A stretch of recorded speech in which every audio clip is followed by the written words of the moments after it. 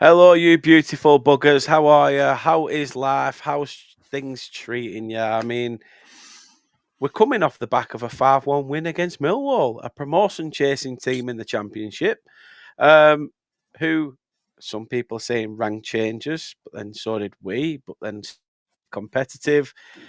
And I'll say it now before we even get into it, is that it just showed the gulf of difference of where we are at. Too shit for the Prem and too good for the Championship.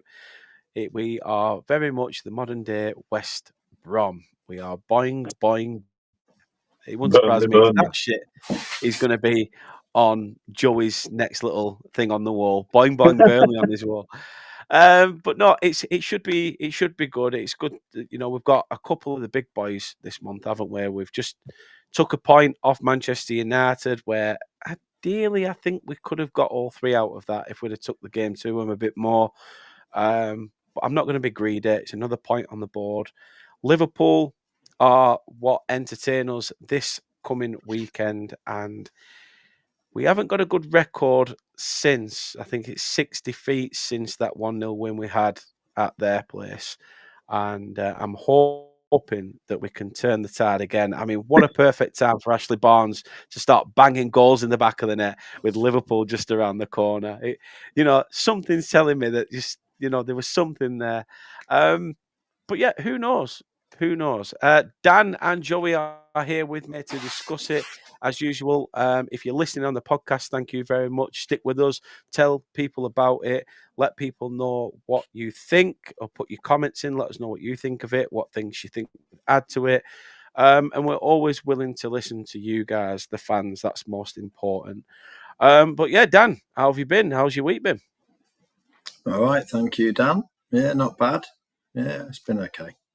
All good in the hood?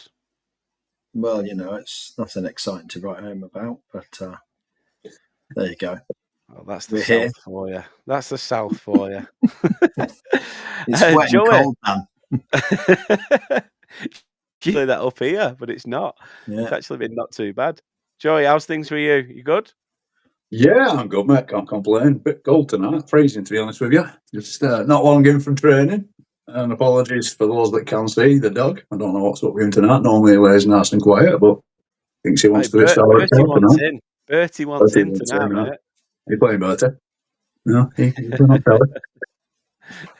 No, I'm just going to lick the shit out of your face. By the way, we haven't got Bertie on camera and he's licking Joey's face to death. Bertie is Joey's dog, just in case anyone's listening. Not sure that sounds better, to be honest with you. Right, before we talk about any football, I say we're still going to talk football, but away from the Liverpool game first and foremost. What did you catch of the Milwall game, Dan? Did you manage to watch it, and what did you think of the performance?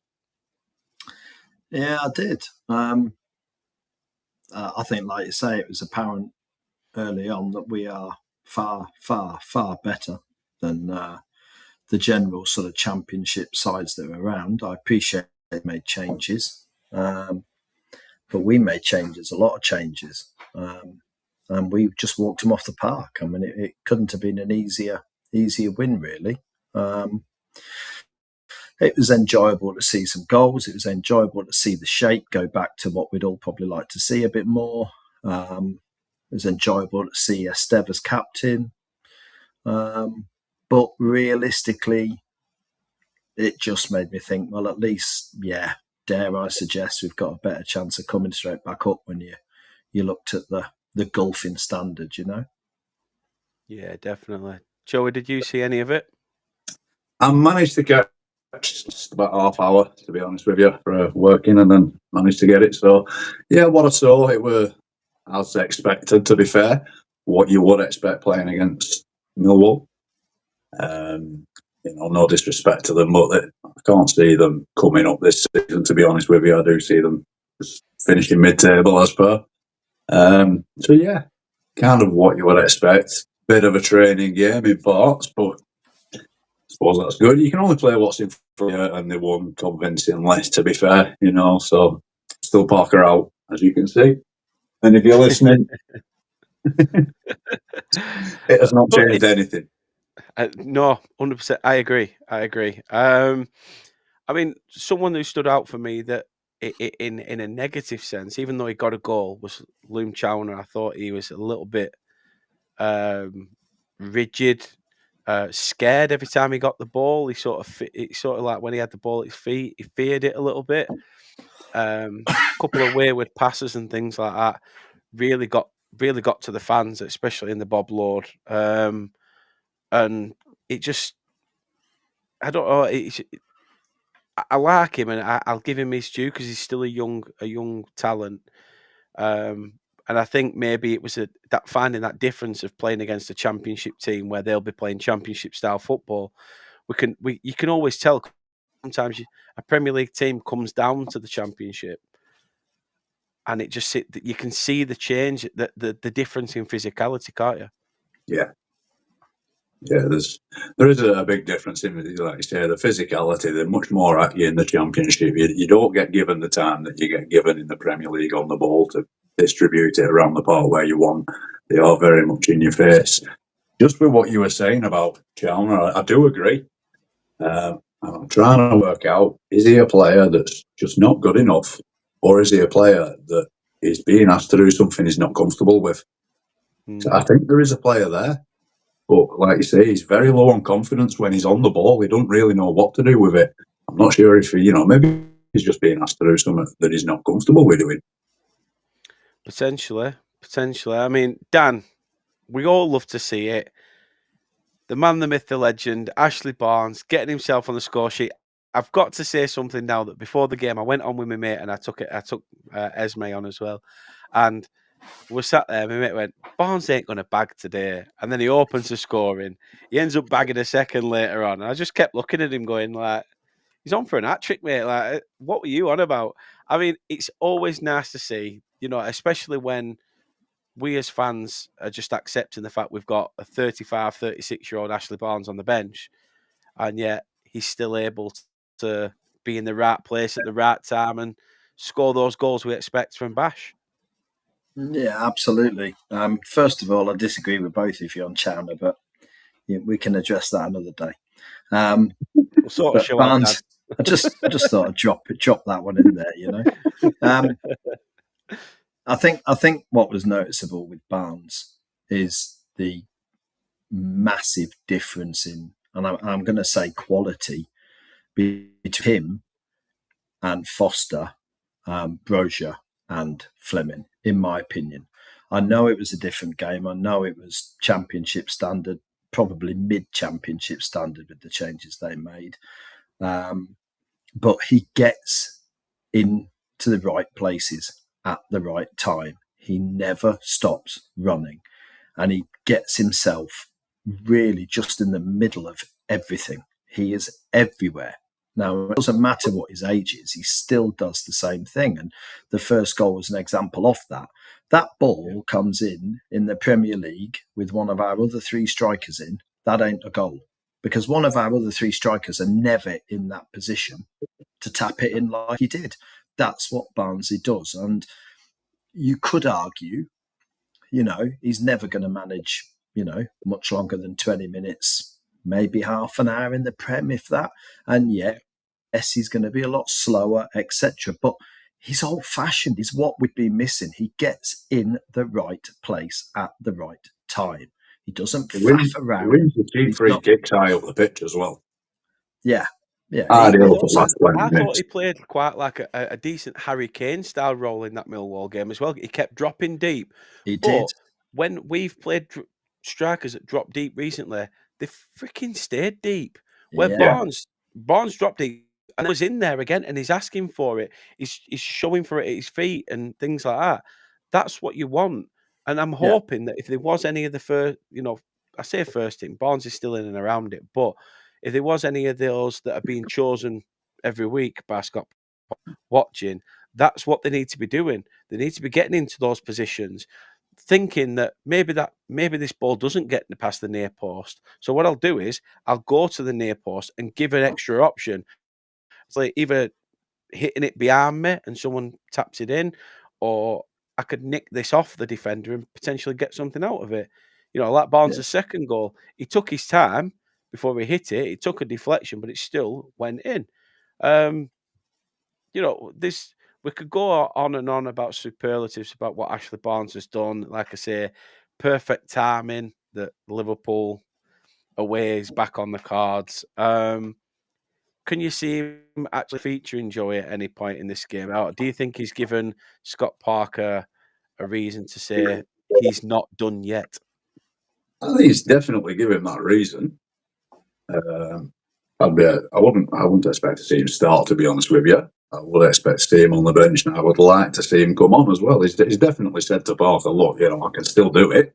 That's for sure. So he's definitely given him a little bit of a headache that way. But do I see him featuring? Parker, possibly not. I would like him to, though, that's for sure. At least 20 minutes. Like I say, what he offers, depending on the game, as we are, if we're close, if it's a close game and 20 minutes to go, then bring him on. Like I say, he will win you in that 20 minutes, 5 cheap free kicks in the opposition half. Guarantee it in that 20 minutes. 100%. Dan, the transfer window.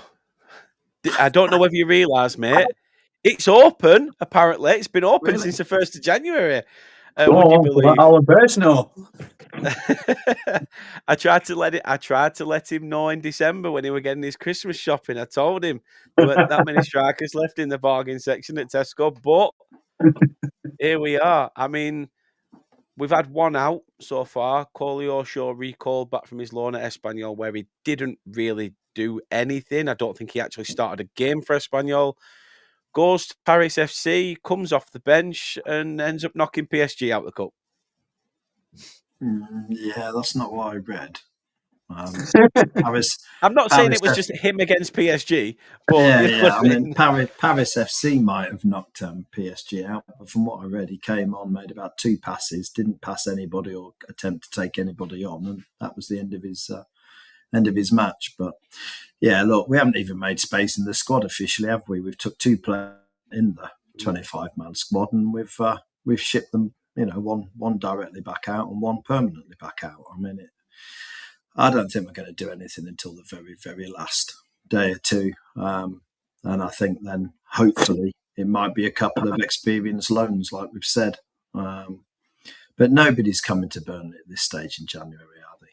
Why? I mean, they want to hold out. They want to make sure that they've not missed somebody else taking them who's going to give them more chance or pay more money or whatever else. So yeah, the window's open, but I think for us, realistically, 30th of January, we might start to hear bits and bobs. You never know. I hope so. I mean, an update from Matt Scrafton from the Burnley Express has said that the owners have got a willingness to be active. Then yet again, Dan, so do you at 8 o'clock in the morning. Apparently,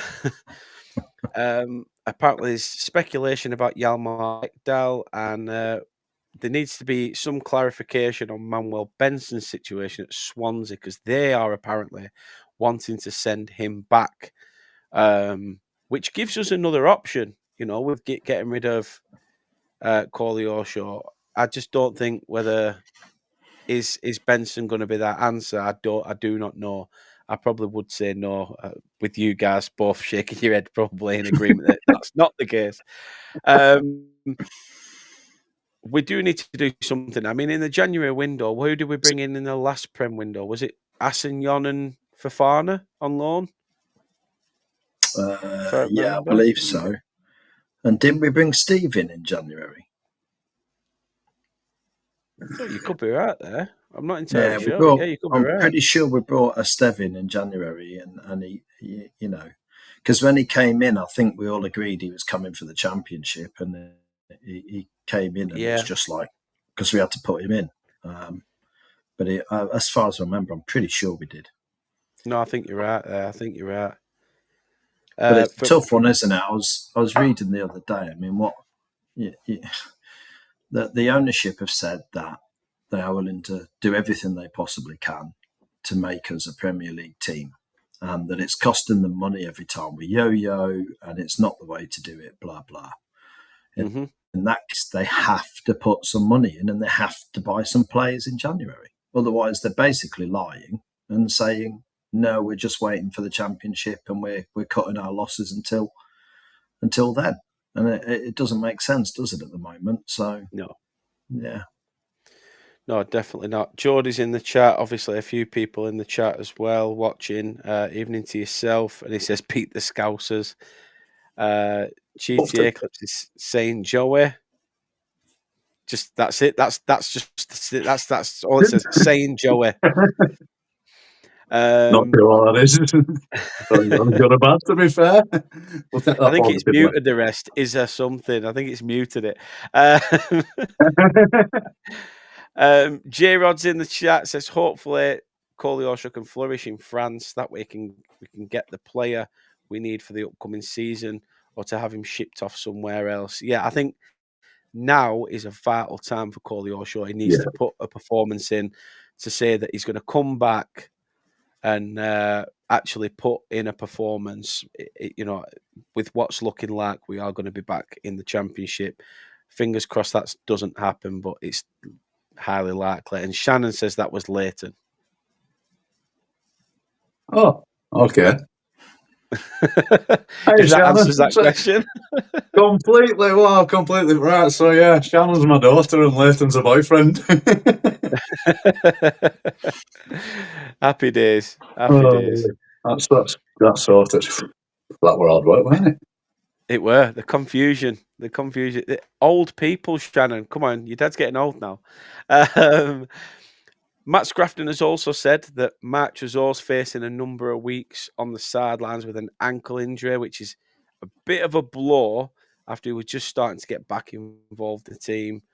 And fans loved it when he came on. Worrell could be back for the Liverpool game, but Fleming still remains out yet. I think he could be back for the game against Spurs next weekend.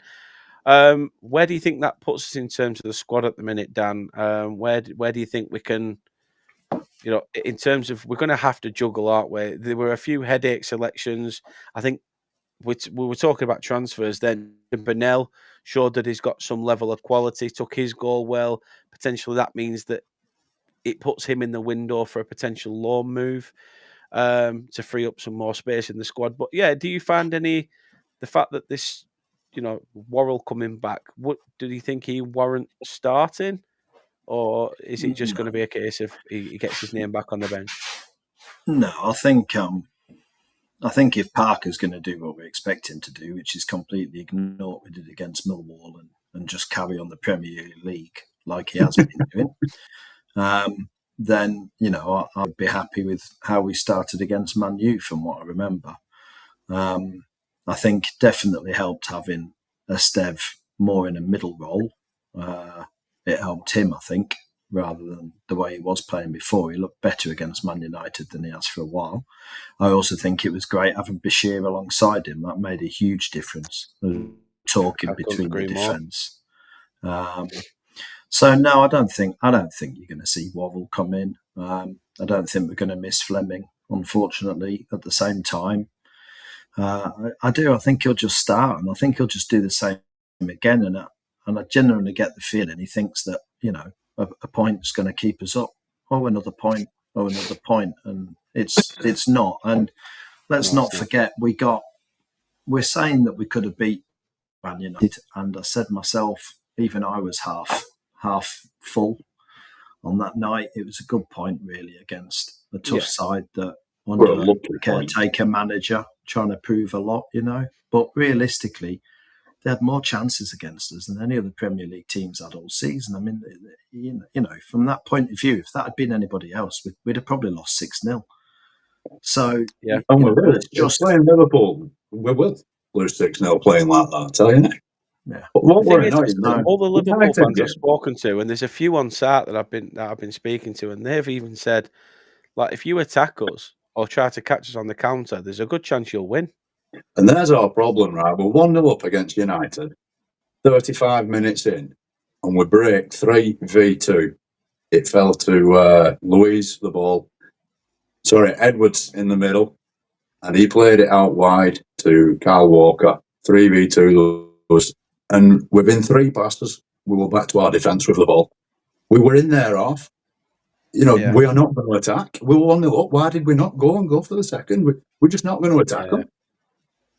It was so frustrating to watch. I think that's the interesting thing from Milwall, because I sort of thought, 1-0, 2-0, 3-0, that's going to be it now. But we didn't. Yeah. We kept going, and we defended by attacking. We just walked them off the park. And I know we're not going to do that to Liverpool, but we can't keep this, like you say, Joey. I don't know how many times we get in the opposition half, we have an attack on, and we end up back at the goalkeeper. And you're like, well, what's just happened there? How did we even manage that? Every single game he aims for a 0-0 draw. Every game. Yeah, he's happy to just be involved, and I think that's what's frustrating. Adrian says Worrell gets the back four more organised. I mean, yeah, I'd agree with that. I think you said that the other week, Dan, a few weeks back when he was in as well. Yeah, I think I don't disagree, but that was before I saw Bashir Humphreys and his recent comeback. Worrell definitely organised that back four when he dropped, or back five when he dropped into it. It made a huge difference, and I said that at the time, didn't I? Yeah, you did. I think what we saw with United, I think we saw passion, and I think we saw pride in their clearing off the line, and we saw working hard, and we saw constant communication between that back unit. Even between Dubravka and Steve, Dubravka and Bashir telling each other what they needed to do and where they needed to do it.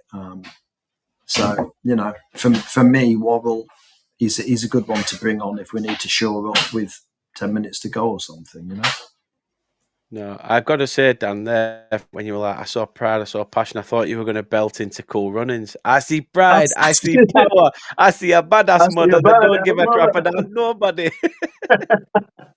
I honestly, that was quality. Richard says in the chat, kiss its mirror. Can't believe that man has Parker out behind it. Why not, Richard? Why not? I mean, let us know why you said that in the chat. Shannon says, heading off, enjoy the rest of your nights. Yeah, take care, Shannon. Cheers, Shannon. Thank you for coming on. And I'll try and keep your dad smiling. I'll just have to show my face or my arse, one or the other. There's not much difference, to be fair. No, there ain't. One's got more hair attached to it. And it's not what we're saying now. Speaking of the cup, it seems after a run of 9 straight away cup draws, we go and have 4 home games on the bounce. The next meeting is Mansfield. We've not played them since 2004. How do you feel about that game? Because part of me was like, oh, brilliant, we could have a cup run. But then under Scott Parker, all I'm thinking is he's going to go on a weakened side to respect, show them a bit respect, and potentially we have a chance at being an upset. I mean, how do you see it? Who's that to? Joey? Well, yeah. I think you just go with the same side that played Milwall, don't you? Let's be fair. Yeah. Yeah. If they're good enough to do it against Milwall, they should be good enough to do it against Mansfield.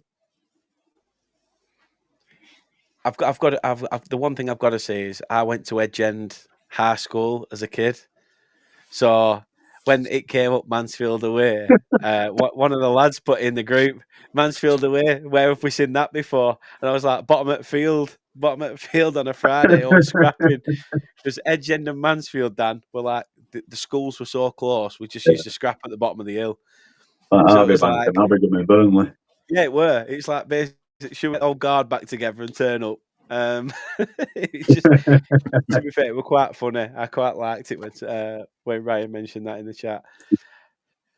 But I don't want to take nothing for granted because we played Lincoln and got beat, didn't we? So you know what? That weren't a bad shout. That I enjoyed that game, even though we got beat. I actually enjoyed it. I thought their fans were absolutely fantastic. Yeah, they were. And I even went over to them and were, giving them, shaking all their fans' hands and saying, go on and do what you can.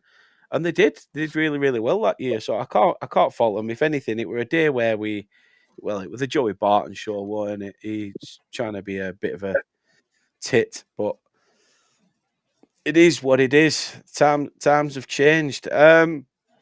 Liverpool, Dan. Let's talk about it then. That's what we're here for. I was looking at a couple of stats myself. One positive is that Burnley have scored the opening goal of the on 4 of the last 7 visits to Anfield. However, we are now under Scott Parker, which means if we score one, we're sitting back on it and hoping for the best. I mean, how do you think it's going to go this weekend? Bearing in mind what we mentioned about injuries and stuff. I think we've got to bear in mind that Liverpool haven't lost 11 games or something like that, I believe. So their bad run, so to speak, might be bad for Liverpool, but it's far from a bad run. I honestly don't see us doing a great deal.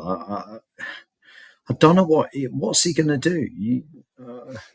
He's just going to go and he's going to try and hold on to 0-0, isn't he? I don't care what anybody says. That's what he's going to do.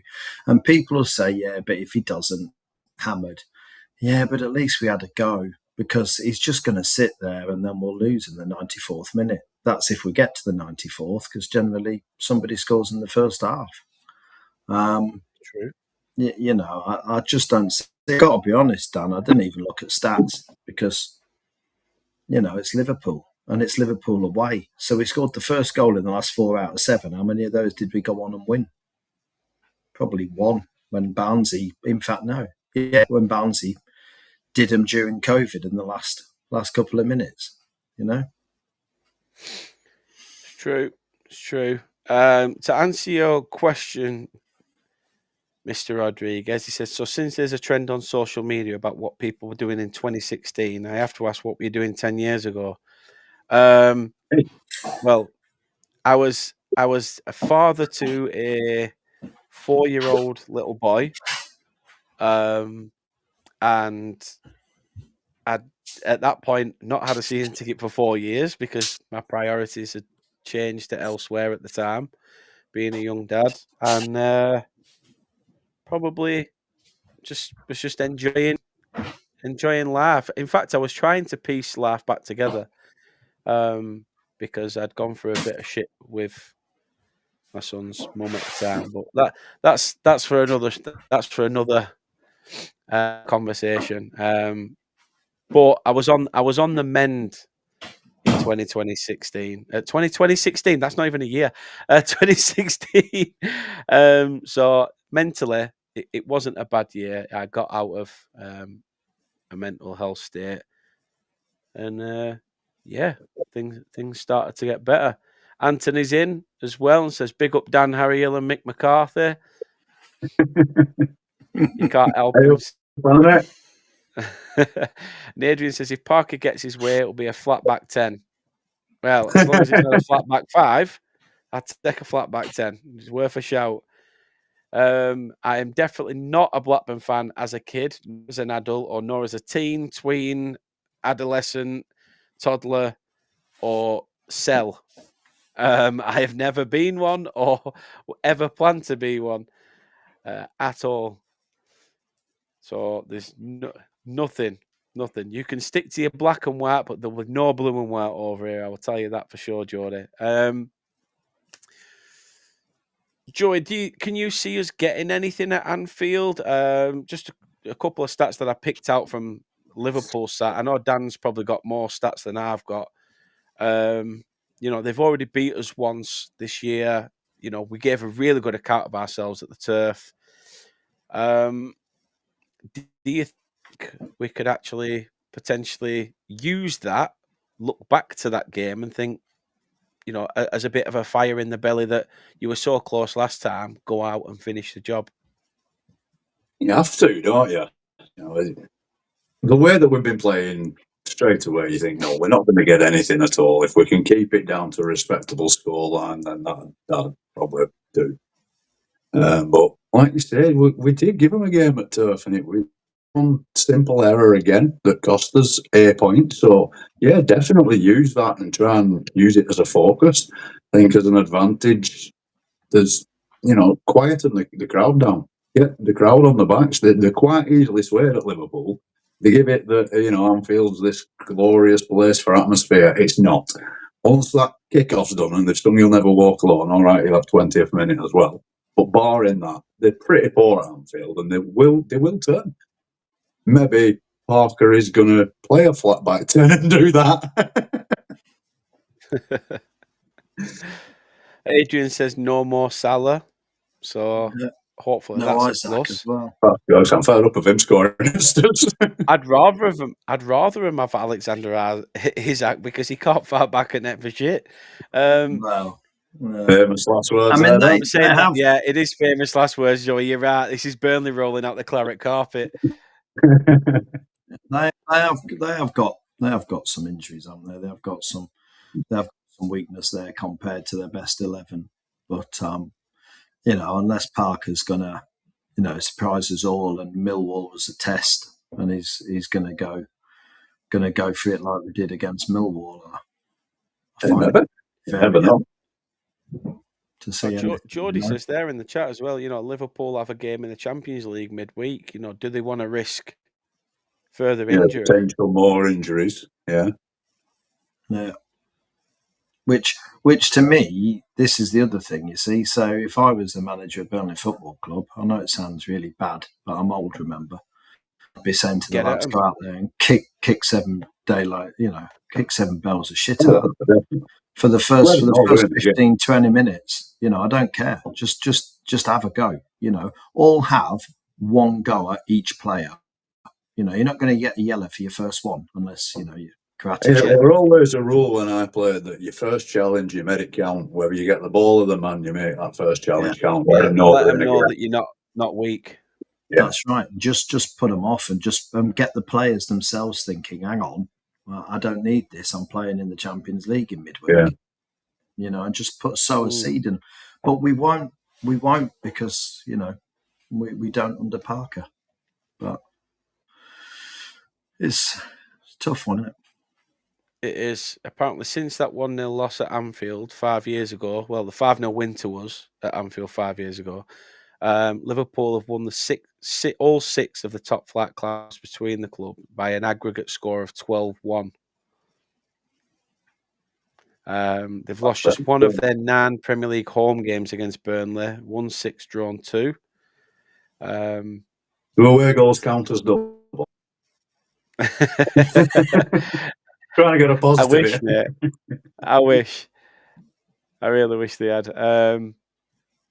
Did we get an answer to the Parker out anyway? Yeah, we did. We did. Richard said, let's have a look. He's actually put it further up. Where are we? He said, I was all for Parker out. I can't lie, but since I've seen the last few results, I'm starting to think differently.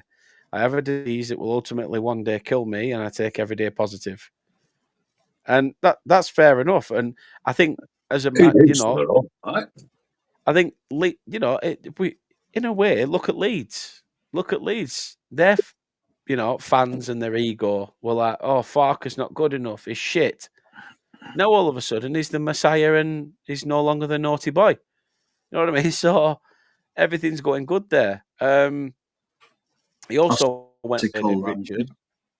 Sorry, Dan, did you see the article with Burnley Express? I think it was Burnley Express. Could have been somebody else. But Carlton Cole, was it, from West Ham, ex-player with I did see that. Scott Parker. Did you see it? Say that he were good, and basically he's not done anything.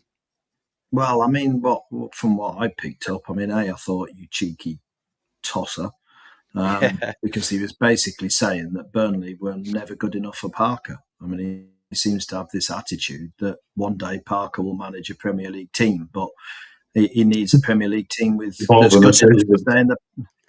good enough to stay in the Premier League. It's this whole argument, isn't it, between because he's had Bournemouth. Where Bournemouth have absolutely hit a meteoric rise since he was been in charge. Fulham have had a meteoric rise since he's been in charge under Marco Silva. Let's That not. means When he surely, was at if we get Bournemouth, rid of him, we have a meteoric rise, which is you know, get us out of the it took Championship Bournemouth into the up, but Prem. Bournemouth was spending money. Whilst they were there, he took Fulham up, and I think Bertie here could have took Fulham up that season, which squad they had, and obviously the squad that we had that he took us up with. So, you know, he's got a good record in Championship, but the clubs that he's been at with the squads he's at, everybody should have had that record. Yeah. I mean, it was an interesting interview because Carlton Cole said, he's even been abroad and plied his trade abroad. Well, it was a few games and he got the sack. Yeah. I mean, it wasn't exactly plying his trade abroad, was it?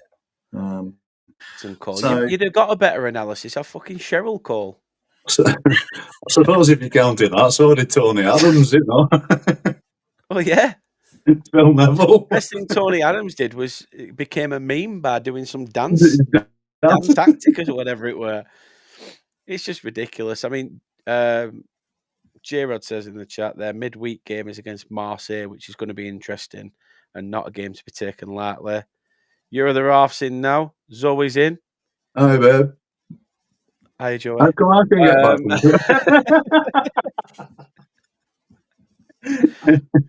And Adrian says, put Ash the Bash on Van Dijk. Now, that would be an interesting collision. I agree. Is Brozier, do you not think Brozier's an upgrade on Ash, though? Or a modern Ash? He could definitely learn from Barnes by positioning, like you said earlier, Dan.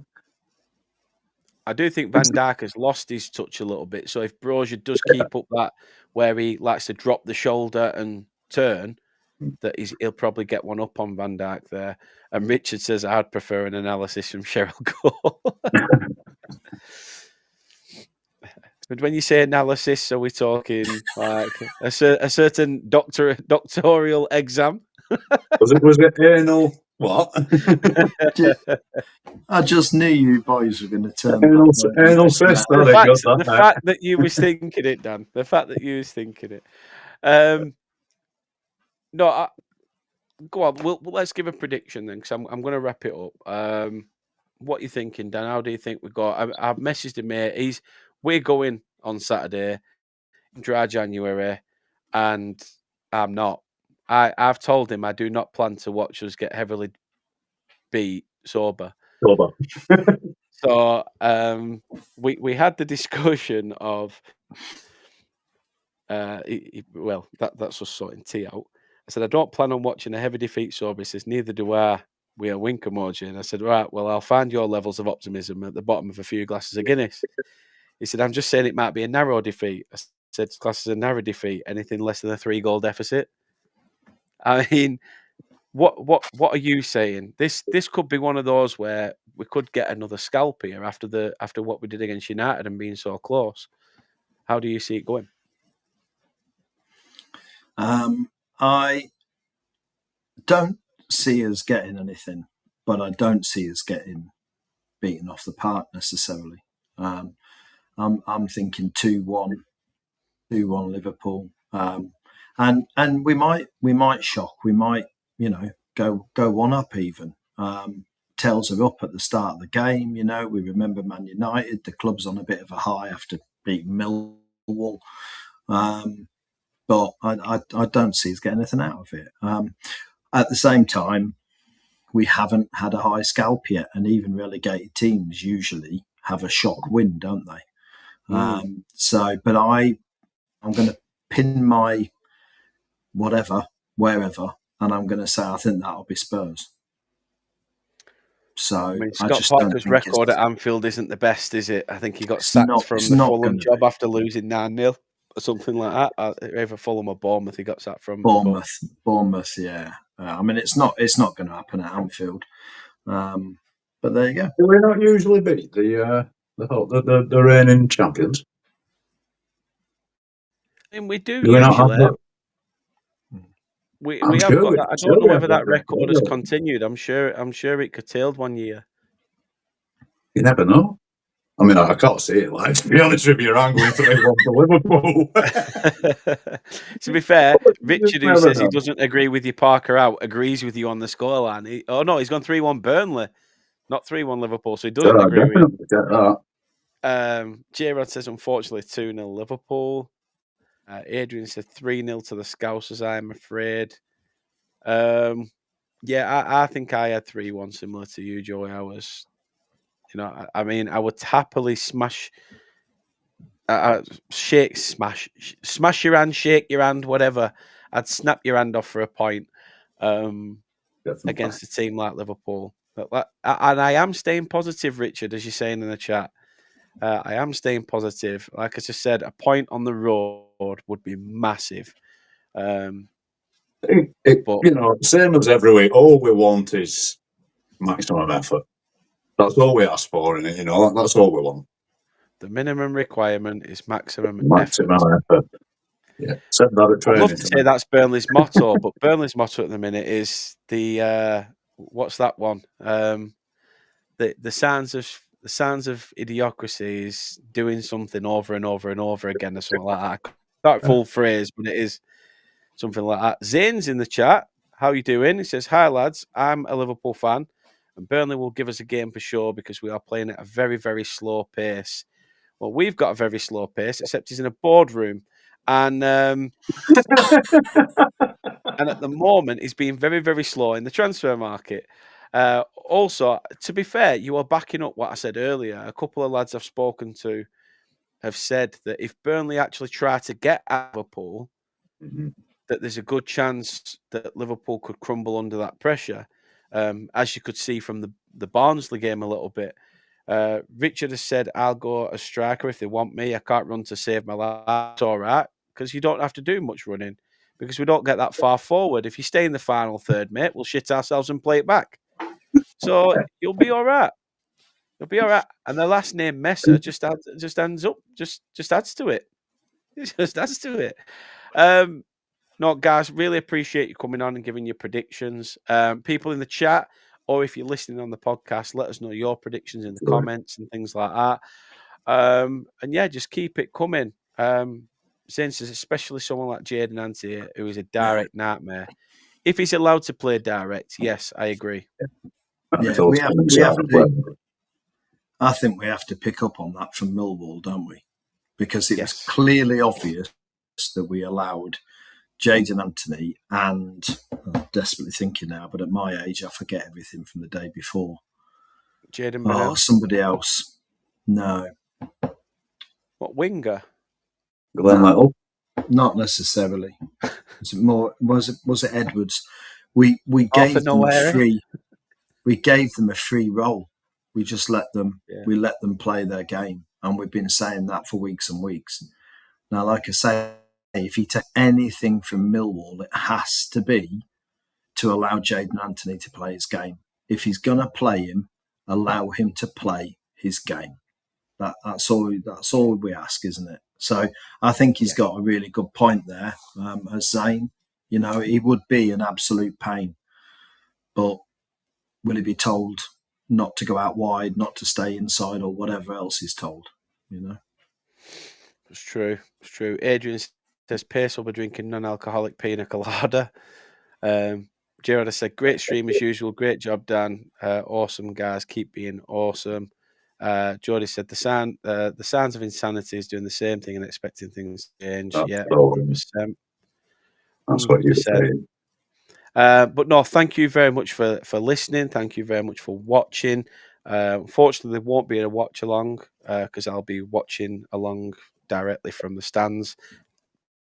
Only because I actually want to see what this so-called Anfield atmosphere actually is. So I'm looking forward to it being, intimidating before a ball's kicked, and then dead quiet afterwards, from what I've been told. So, it should be interesting. Hopefully, it's because Burnley are keeping them quiet. That's the positive I'm hoping to take from it. Dan, any final comments you wanna say? Any things you need to put out? Not particularly. I think we're all just resigned to the fact that it doesn't matter now, does it? After the Man United game, Parker's in and he'll stay in. I don't think we're gonna see the change of that. So maybe talk about that another night, eh? Definitely. Definitely. And Joey, anything you want to add? I know your team's, well done as well on potentially, getting and working with the lads side of the game as well. But tremendous work for what you've done with the women's side and the girls' side. I've got to say you've got to be commended for that and the effort you've put in. And you're coming over for the Bournemouth game. Yes, thank you for that. Appreciate that. Yeah, we'll be over. We're bringing the 2014 boys over for the Bournemouth game on the 14th of March. You'll see they'll probably be wearing this, to be honest with you. So we will stand out a little bit, although we are in claret and blue, but I'm sure we will stand out. If you see us, just give us a shout, come and say hi. I'll be with the rest of the players. I think there's 40 total. Nice.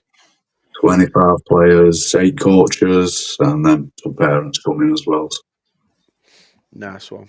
It'll be good. It'll be good to catch up as well when you're back. Hopefully we can make it an annual thing.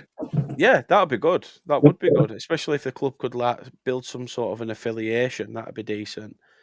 Yeah, that would be really, really good from a fan perspective as well. Thank you very much, as I say, to you all listening. Thank you for all watching. We'll be back with another match preview. You can catch our fan reactions as well after the game on Saturday. The views on them have been absolutely fantastic. Please do keep interacting and getting involved because they are tremendous. And for some reason, you like listening to us rant at the end of every Burnley game. Thank you very much. Take care. Enjoy your weekend. And let's hope for something positive. I think you can only feel positive after that result against Milwall. I'm hoping that we can get something. Even Bertie's looking excited camera as well. But until then, up the Clarets. We'll see you next week. And let's hope for the best. Ciao for now.